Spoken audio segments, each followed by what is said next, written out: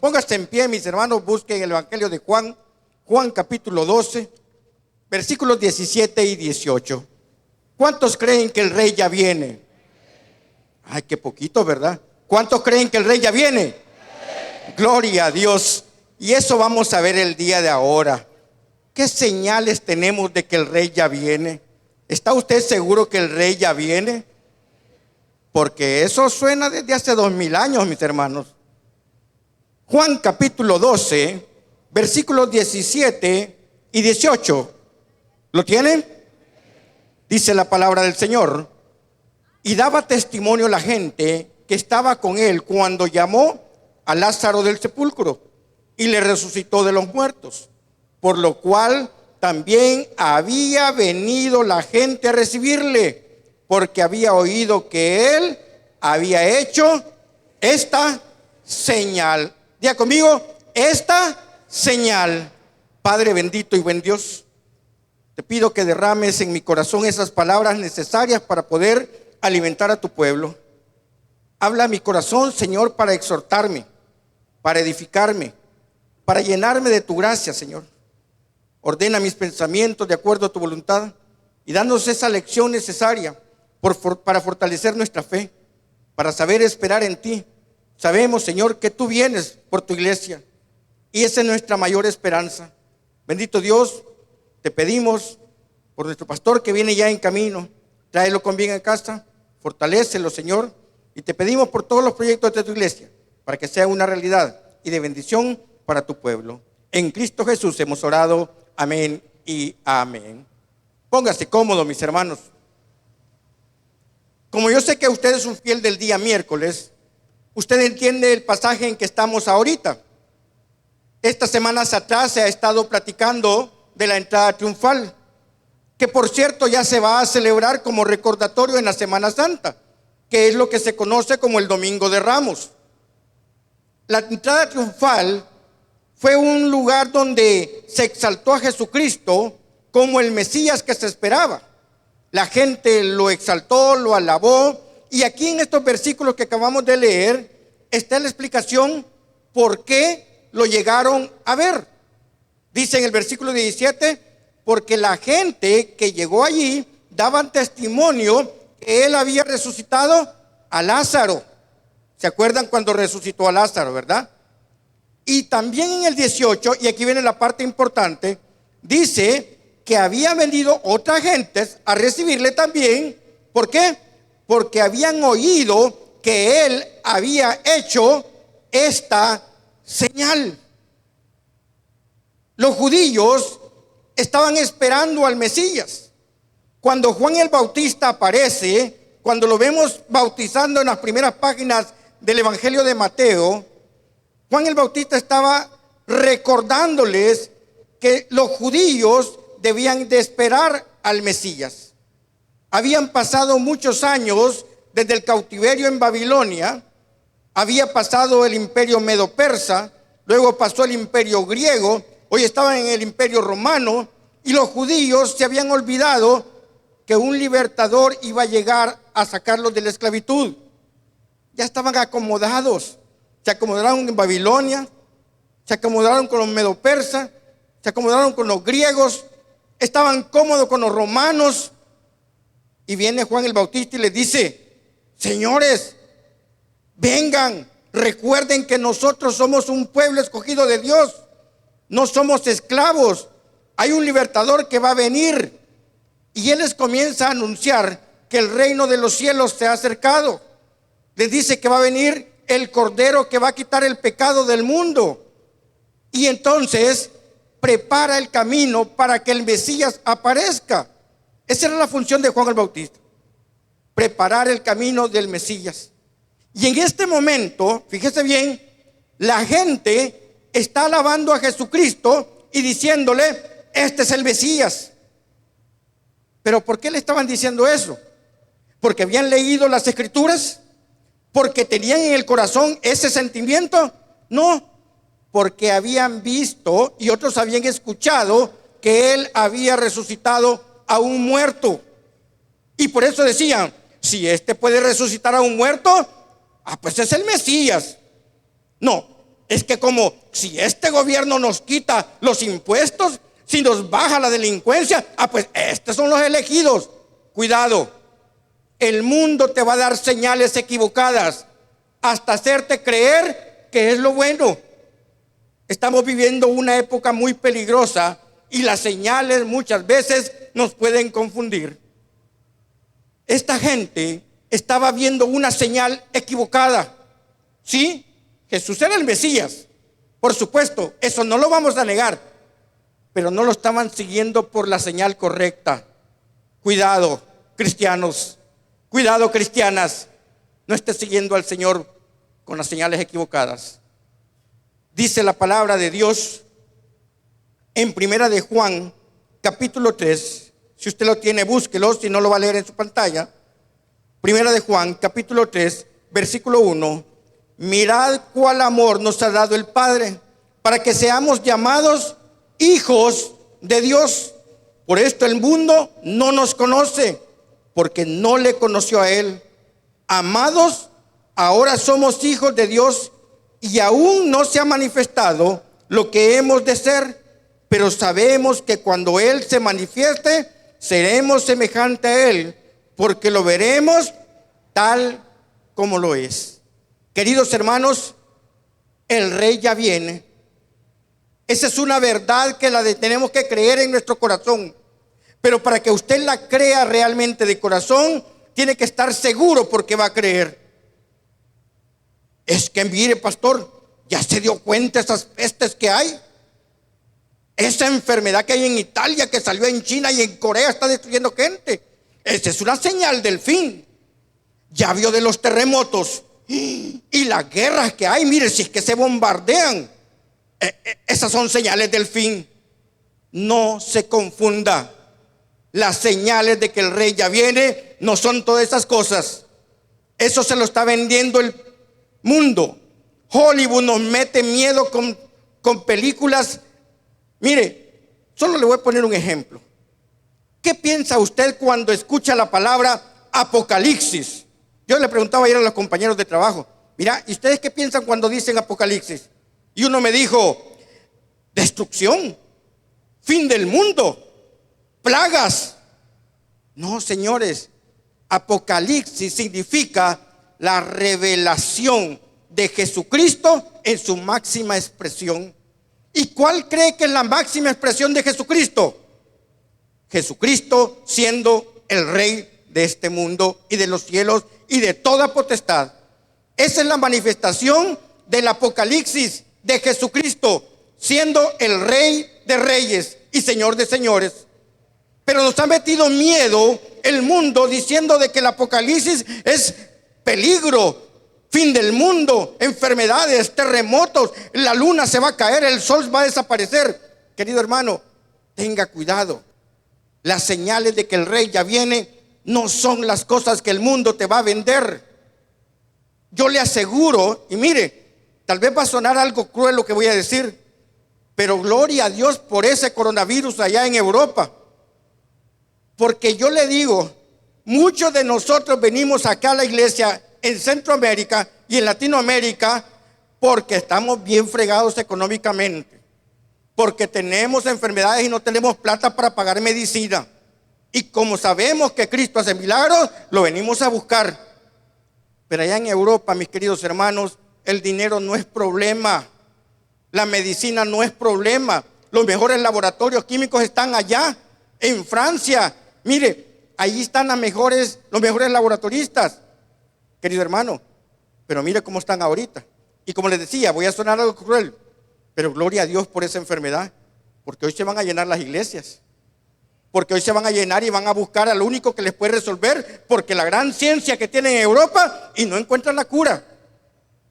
Sé que no es lo correcto, pero las iglesias se llenan cuando hay crisis en el pueblo. Yo no sé cuántos de ustedes se acuerdan, pero nosotros somos del Antiguo Testamento, y cuando hubo guerra, la iglesia evangélica fue cuando más llena estaba, con todo y bombas, con todo y mire, y estado de sitio, las iglesias se llenaban. Ay, no, mira, vayamos la otra semana porque ese polvillo del ladrillo que están quitando me hace daño en la garganta. No vayamos. ahí lo vemos por la televisión, ahí lo vemos por el Facebook.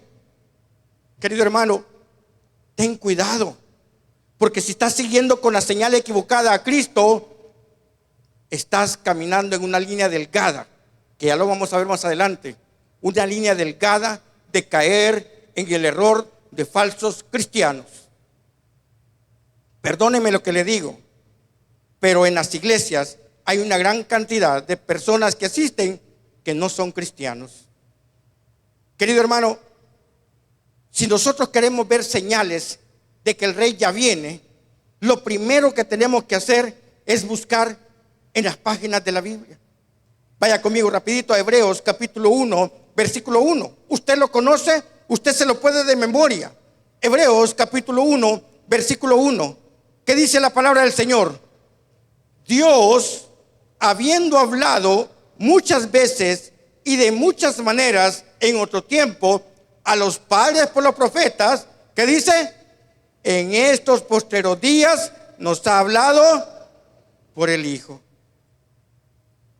Mire, querido hermano, yo le voy a decir algo. Cuando el hombre no había pecado, Dios mismo hablaba con Adán cara a cara.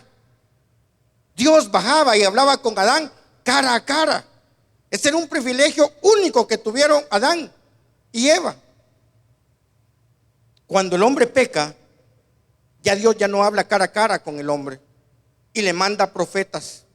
Profetas que recibieron un mensaje que ni ellos mismos a veces lo entendieron, que muchas veces ni ellos mismos vieron el resultado, pero ellos transmitieron el mensaje que Dios enviaba.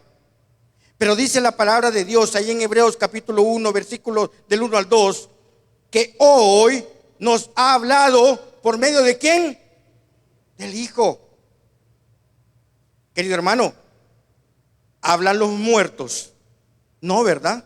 Los muertos no hablan. Quiere decir que este Hijo del que está hablando es del que resucitó de entre los muertos y que subió a los cielos y está sentado a la diestra del Padre.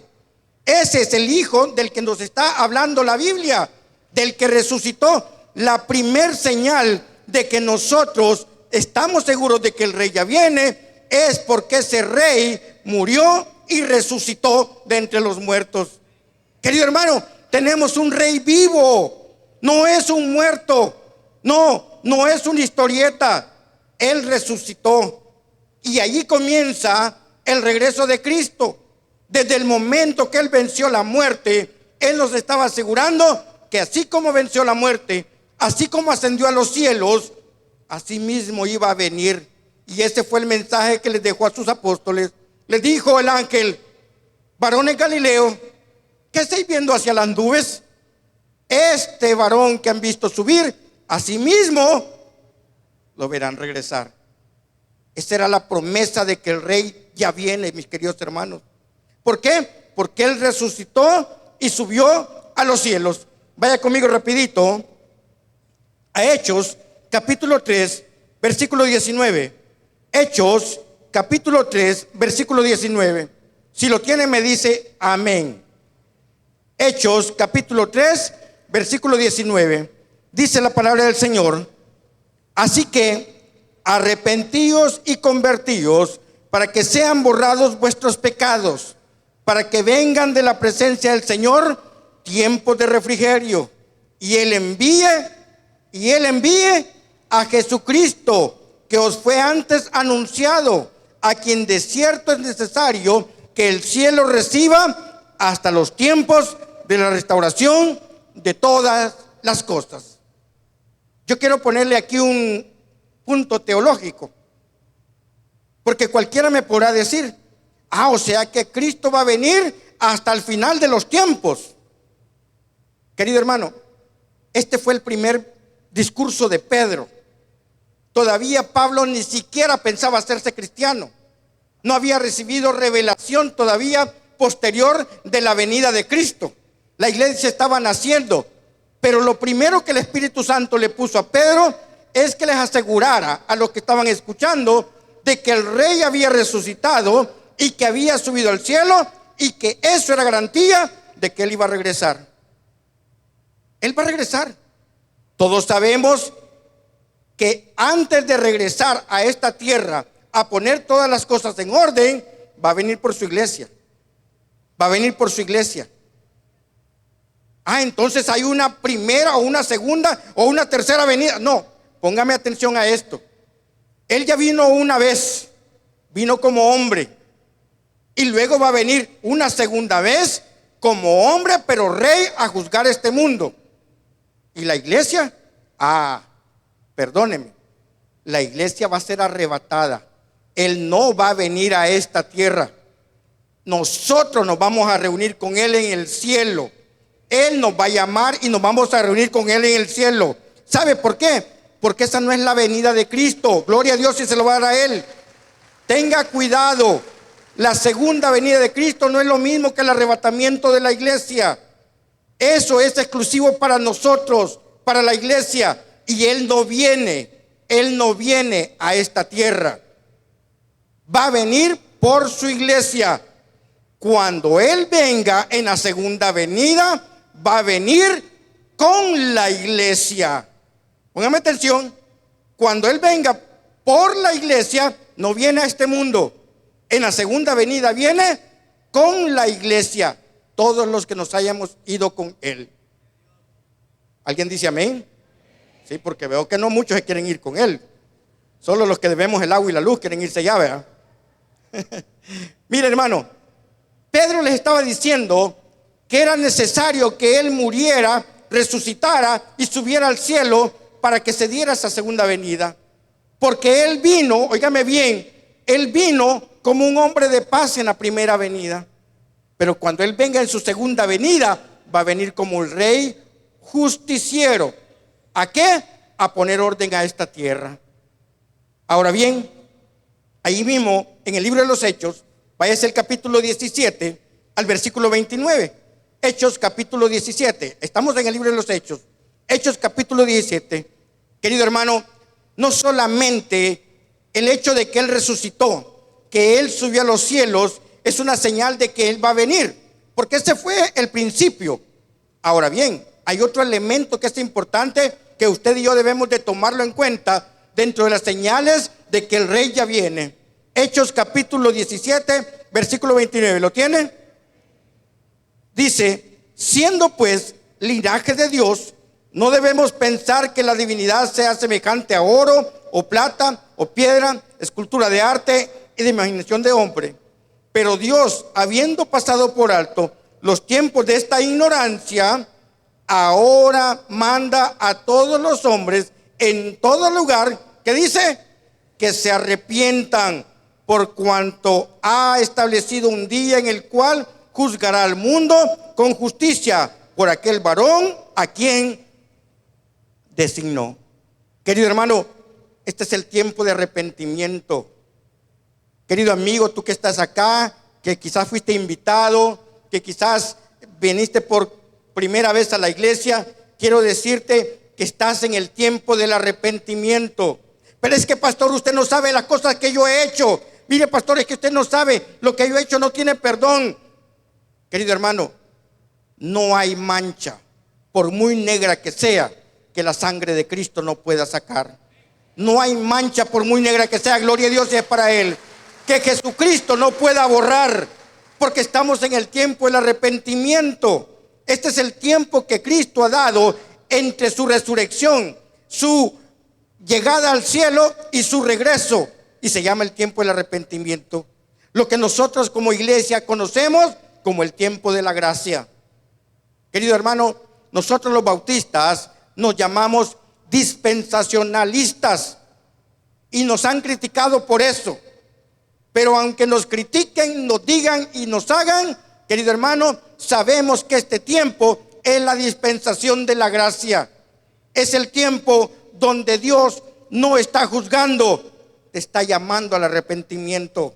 Te está dando el tiempo para que puedas restaurar tu vida, para que tú puedas ordenar tus caminos, para que puedas dar borrón y cuenta nueva. Es el tiempo del borrasaldo del alma. Queridos hermanos, no podemos desperdiciar este tiempo, porque aunque han pasado 2000 años desde el día en que Cristo subió a los cielos, querido hermano, el rey ya viene y el tiempo es corto. y el tiempo del arrepentimiento se va a terminar. Por eso es necesario que tú y yo, como cristianos, podamos sentir esa necesidad urgente de buscar al necesitado. No económicamente, no estoy hablando de cosas materiales, estoy hablando de la necesidad del alma. ¿Cómo es posible que tú puedas llegar este día a tu casa, llegar a guardar tu Biblia, decir, mira, estuvo algo bueno lo que predicó el pastor, y tu vecino todavía está condenado a muerte porque nadie le ha hablado de Jesucristo? ¿Cómo es posible? ¿Cómo es posible que en tu casa todavía tu mamá, tu papá, tu tío, tu hermana todavía no viene a la iglesia? ¿Cómo es posible? Debemos de ser más sensibles como cristianos, saber que este tiempo de arrepentimiento no es solo para mí. Si yo ya soy salvo, no, es para los que no son salvos. Querido amigo, te vuelvo a insistir, y este segundo llamado, si tú estás acá, es porque Cristo te está dando la oportunidad de que te arrepientas. Y ese arrepentimiento no tiene ningún costo, porque Cristo lo pagó en la cruz del Calvario por ti. Tienes que tomar esa decisión el día de ahora. Tienes que tomar esa decisión para poder cambiar tu vida, y no solo la tuya. Dice el libro de los Hechos, y serás salvo tú y tu casa. Tú vas a ser la puerta por la cual va a entrar a toda tu familia, pero la decisión es tuya esta noche. Tienes que arrepentirte. Queridos hermanos, debemos entender que las señales de que el Rey ya viene no son los terremotos, no son las enfermedades. ¿Por qué andar buscando señales equivocadas? Querido hermano, la primera señal es que Dios es un Dios de vivos, y el que nos ha hablado es el Hijo de Dios. Nos dejó su palabra, nos ha demostrado que Él resucitó, que Él subió a los cielos. Léalo en su casa, el capítulo 2 del libro de los Hechos, y dice que habían más de 500 personas que lo vieron subir al cielo. Testigos suficientes. No fueron solo los 12, porque los 12 se pudieron poner de acuerdo, ¿verdad? Mira, digamos que subió a los cielos, ¿verdad? Para que no quedemos mal. Ponga a mentir 500 personas, si con que en la casa nos cuesta ponernos de acuerdo. Hermano, Cristo subió a los cielos, vivo. Por eso le dijo el ángel, este mismo varón que ve subir, así lo van a ver bajar. Dice allá en el libro de Apocalipsis, que cuando Cristo venga, los judíos van a decir, este es a quien traspasamos. Yo me pongo y me pregunto, ¿quiere decir que Jesús va a regresar con sus manos agujereadas, con sus pies con las señales de los clavos? Lo vamos a ver tal como subió. Querido hermano, esta es una de las mejores señales que podemos tener de que el Rey ya viene, que Él resucitó, que ha llegado al cielo y que hoy nos habla a través de su santa palabra. Ahora bien, podemos decir, esta señal está muy vaga. Mire, esa señal es muy débil. ¿Qué otra señal podemos tener de que el Rey ya viene? Querido hermano, la otra señal fuerte es que usted y yo estamos congregados el día de ahora, que usted y yo formamos el cuerpo de Cristo, que somos la iglesia de Jesucristo. Vaya conmigo rapidito a Mateo capítulo 13, Mateo capítulo 13, versículo 24. ¿Lo tiene? Mateo capítulo 13, versículo 24. Dice el versículo 24, le refirió otra parábola diciendo, el reino de los cielos es semejante a un hombre que sembró buena semilla en su campo, pero mientras dormía los hombres, vino su enemigo y sembró cizaña entre el trigo y se fue. Y cuando salió la hierba y dio fruto, entonces apareció también la cizaña. Vinieron entonces los siervos del padre de familia y le dijeron, Señor, ¿no sembraste buena semilla en tu campo? ¿De dónde pues tienes cizaña? Él les dijo, un enemigo ha hecho esto. Y los siervos le dijeron, ¿quieres pues que vayamos y la arranquemos? Y él les dijo, no sea que al arrancar la cizaña, arranquéis también con ella el trigo. Dejad crecer juntamente lo uno y lo otro hasta la siega. Y al tiempo de la siega, yo diré a los segadores, recoged primero la cizaña y atadla en manojos para quemarla, pero recoger el trigo, ¿en dónde? En mi granero. Querido hermano, esta parábola forma parte de una serie de parábolas que hablan del reino del Señor. El reino del Señor, mis queridos hermanos, no está en el cielo. El reino del Señor está aquí en la tierra con nosotros. Está en nuestros corazones. Nosotros somos parte del reino de Dios. Y Él es nuestro rey, porque Él no es un rey solitario. Hoy por hoy su reino está en cada uno de nuestros corazones. Pero desgraciadamente, en medio de este reino hay cizaña. En medio de este bello reino que Cristo ha hecho, hay cizaña. ¿Y qué es la cizaña, mi querido hermano? Es la obra de Satanás más vil, más cruel, que quiere destruir lo que Dios hace. El trabajo de Satanás desde el principio de la humanidad es destruir la obra de Dios. Hizo caer al hombre, quiso destruir el pueblo de Israel y hoy ha sembrado cizaña en medio de la iglesia. Sí, aquí todos nos vemos bien bonitos, todos nos vemos angelitos. Los pastores nos vemos bien bonitos con saco. Mire, si cuando yo veo al pastor Aguirre, yo le digo, me encanta cómo te ves, le digo. Yo la foto me las tomo a la par de él porque ahí es algo bonito. Y, mire, todos nos vemos santitos, pero muchos somos cizaña. No somos trigo. Tenga cuidado, gloria a Dios si es para Él. Tenga cuidado. Y Dios ha permitido que ambos crezcan juntos. Esos que se levantan cuando el pastor está predicando, que cuando está haciendo el llamado van para afuera, posiblemente son cizaña. Tenga cuidado, porque Dios ha permitido que ellos estén aquí adentro también. ¿Y por qué lo ha permitido? Porque Él de esa manera va a probar los corazones de aquellos que realmente son hijos de Dios, de aquellos que realmente vienen por Cristo, que no vienen por necesidad, que no vienen por el milagro, que no vienen porque no tenían nada que hacer, sino que porque vienen a esperar al Rey que ya viene. Querido hermano, tenga cuidado, gloria a Dios es para Él. Y aquí voy a entrar en un tema que casi no estamos predicando, pero es urgente que los pastores lo prediquemos. Es un tema que es urgente que la iglesia cristiana evangélica desarrolle, porque al igual que estas enfermedades nuevas, es algo nuevo que se va a dar y se llama la apostasía. Está en las páginas de la Biblia, hermano. No me lo he inventado yo. No se lo ha inventado la religión. No son los bautistas. Es la palabra de Dios. Vaya conmigo rapidito a 2 de Tesalonicenses capítulo 2 versículo 1. 2 de Tesalonicenses capítulo 2 versículo 1. Una de las señales más claras de que el Rey ya viene es que la apostasía está dentro de la iglesia. Es que la apostasía ya se está dando. 2 de Tesalonicenses capítulo 2. ¿Lo tiene? Pero con respecto a la venida de nuestro Señor Jesucristo y nuestra reunión con Él, óigame bien, no está hablando de la segunda venida de Cristo. ¿De qué está hablando? Del arrebatamiento, de la partida de la iglesia. Dice, y nuestra reunión con Él, os rogamos, hermanos. Perdone para el que es visitante, perdone para el amigo, pero esto no es para usted. Hasta que usted no decida ser cristiano, esto no es para usted.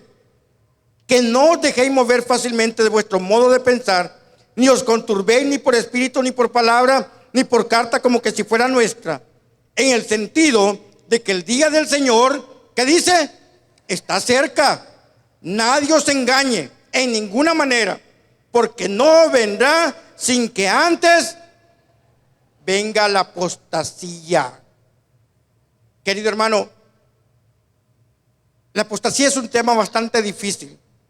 Aún nosotros los pastores todavía estamos tratando de entender, porque este suceso no se ha dado en ninguna época de la historia, ni de la cristiandad, ni del judaísmo, ni de la raza humana.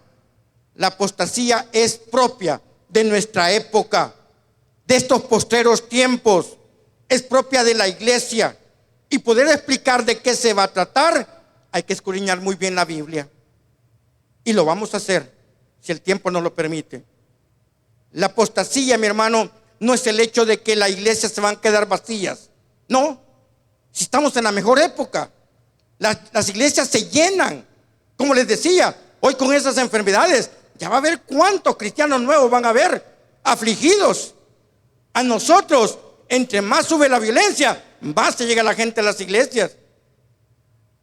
¿Sabe usted que nuestra iglesia, solo nuestra iglesia, tiene más de 500 filiales? Imagínense, solo nuestra iglesia y las demás denominaciones. ¿Sabe por qué? Porque estamos en el tiempo del evangelismo explosivo, donde el internet, la radio, las redes sociales, la televisión, todo es bombardeo, y eso hace crecer a la iglesia. Pero en medio de la iglesia también está creciendo la cizaña, y esa cizaña se llama apostasía. No es que las iglesias se van a quedar solas, no es que las iglesias se van a desolar, no, es que las iglesias se van a enfermar. ¿Y se van a enfermar de qué? De cristianos que van a fingir ser cristianos, pero realmente son apóstatas, son amadores de lo malo.